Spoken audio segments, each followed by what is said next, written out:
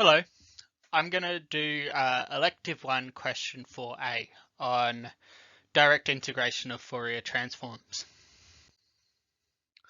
So here we see our question, which asks us to show from direct integration that the Fourier transform of the function f of t has the boundaries e to the minus t where t is greater than 0 and 0 when t is less than or equal to 0 is equal to f of k, which is 1 over 1 plus ik.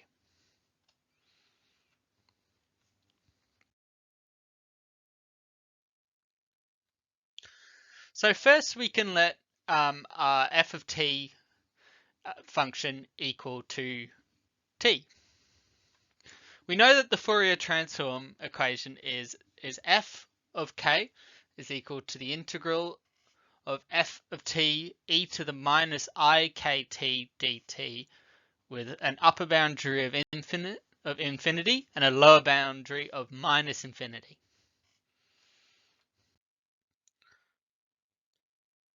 Now, to find the Fourier transform for t, we can substitute the parameters given to us in the original equation. So here we have f of k is equal to the integral of 0 times e to the minus ikt dt with an upper boundary of 0 and a lower boundary of minus infinity, plus the integral of e to the minus t times e to the minus ikt dt with an upper boundary of infinity and a lower boundary of 0. Obviously, since the first term is multiplying by 0, it cancels out. We are then left with f of k equals the integral of e to the minus 1 plus ik times t dt with an upper boundary of infinity and a lower boundary of 0. We can now calculate the integral of this and then substitute in our upper and lower boundary values, since this is a definite integral. So here we are left with e to the power of minus 1 plus ik times t over minus 1 plus ik.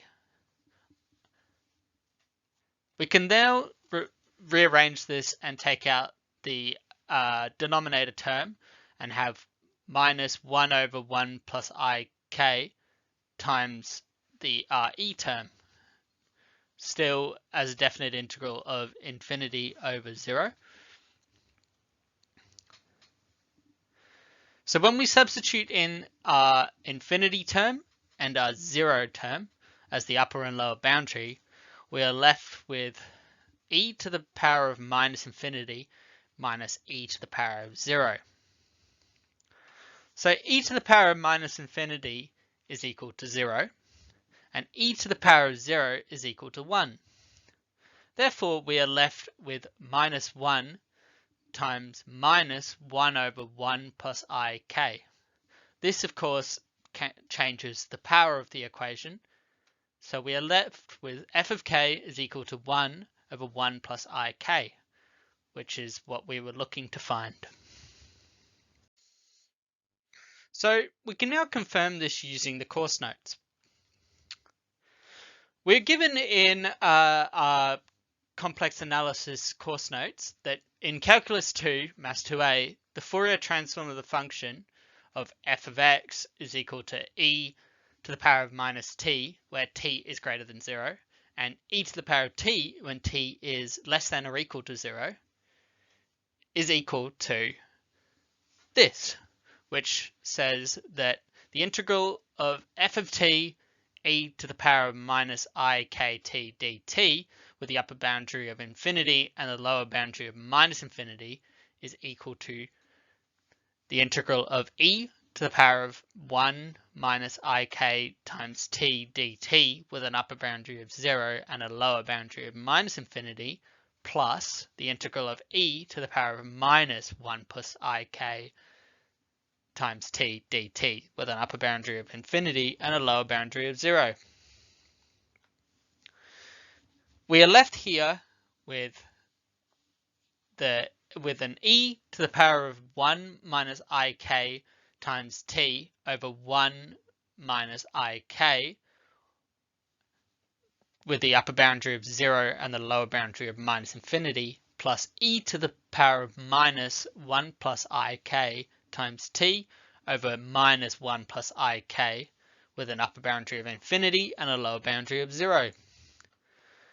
This is when solved is equal to 1 over 1 minus ik plus 1 over 1 plus ik. So obviously in our given equation there is no e to the power of t term, and instead it is 0. So therefore we can cancel this out. We can now go through the equation cancelling out any terms that relate to this, since this is a residue equation. So here we show that the e to the power of 1 minus ik t term is cancelled out. Next we can cancel out the first term of the next two. This leaves us with 1 over 1 plus ik, which is the answer we achieved in our question 1 for part A.